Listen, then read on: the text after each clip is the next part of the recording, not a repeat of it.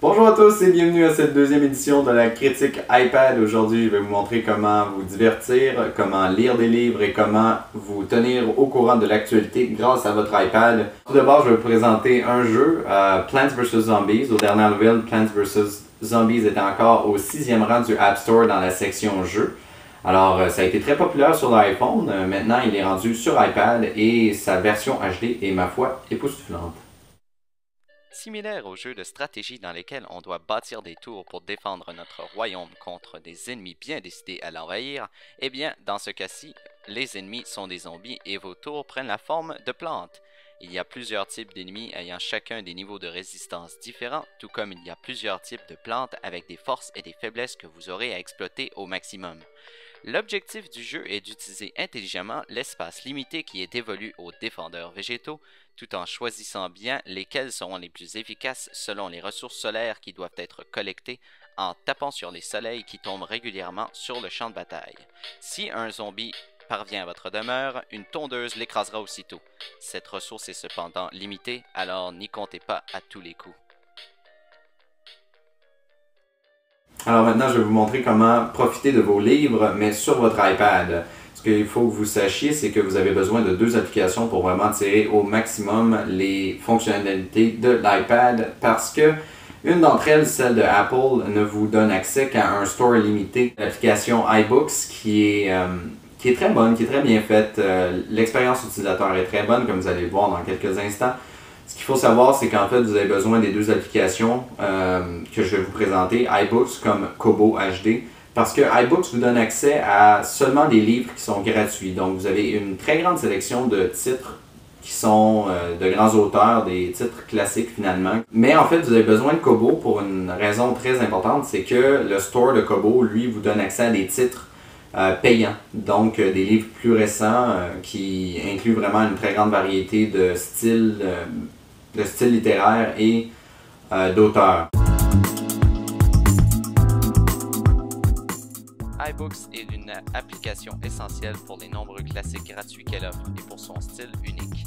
Le livre papier devient très vite moins charmant lorsque l'on fait l'expérience de cette application. Une fois encore, le toucher est instinctif et l'interface est visuellement étonnante. Le iBook Store est similaire à ses prédécesseurs, soit le iTunes Store et le App Store. Ainsi, il est facile de trouver des titres en usant de mots-clés ou encore d'explorer à votre rythme les différentes sections thématiques qui vous sont proposées.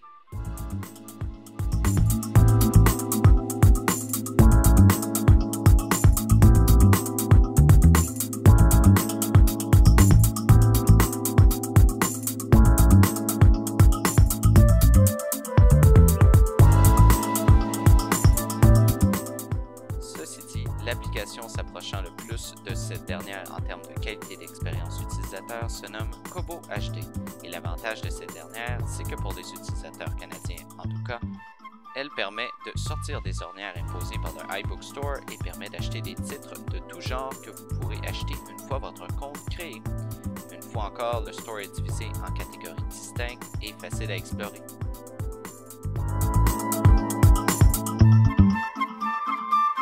Pour clore notre critique d'aujourd'hui, je vais vous parler des applications dont vous aurez besoin pour vous tenir au courant de l'actualité. Pour ce qui est des Québécois ou des Canadiens bilingues qui seront donc francophones et anglophones, vous pouvez vous diriger vers l'application Branchez-vous, qui est l'alternative en français la meilleure que j'ai vue sur toutes les plateformes confondues, que ce soit iPhone, iPod Touch ou iPad.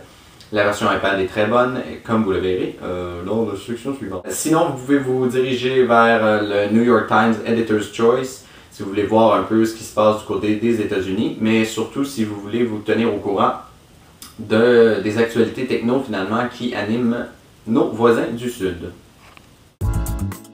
Il s'agit de l'application en français la mieux conçue pour l'iPad. Vous pourrez vous tenir au courant des derniers faits d'actualité, que ce soit au niveau politique, culturel, technologique ou financier. Les sections sont clairement affichées au bas de l'écran et une fois l'article choisi, le texte est parfaitement bien formaté pour une lecture sans anicroche. L'application est rapide et si votre connexion ne vous lâche pas, vous n'aurez aucun problème à profiter de l'actualité et ce, en français.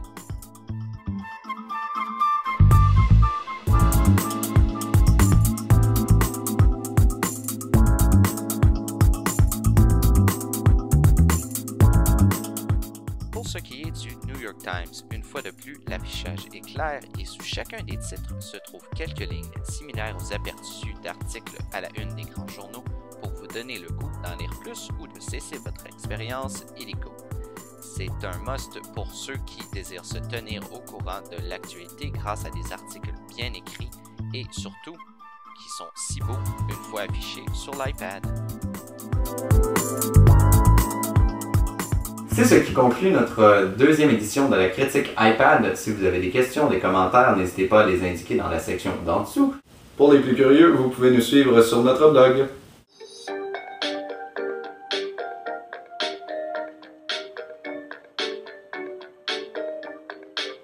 Alors vas-y. Ben oui, mais attends une minute là.